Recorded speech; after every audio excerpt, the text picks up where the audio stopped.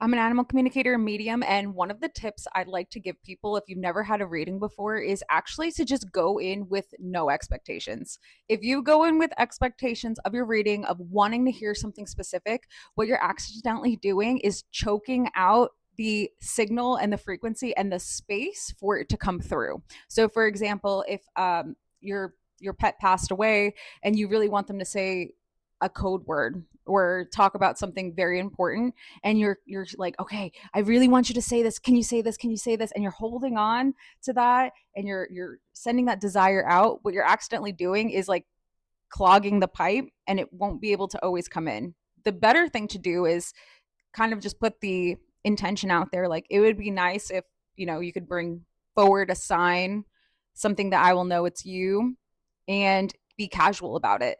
And the more casual you can be, you can send something, ask for something specific, but you have to let it go and you have to give it space to breathe, because one, it won't be able to come through as clearly if there is a lot of tension, and two, sometimes the pets miss the sign that you're asking if it has no meaning. So if you are kind of acting weird and like choking it out, they don't always pick up on the frequency to send it as well. It's always better if it's something meaningful that they can bring up and bring forward. And also know that sometimes the messages don't always come through exact. Sometimes they might bring up an aspect of something you're asking about, or it comes through symbolically. So, for example, maybe you ask them to bring up a specific trip you went on, like a road trip, and let's say it's to Montana, and that's what you wanted them to bring up.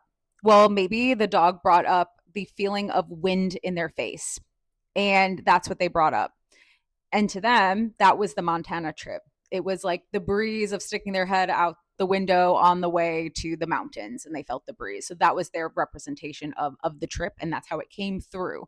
So sometimes it's not always straightforward, but sometimes it's exact. We just don't know, but the more space you can give it, the better.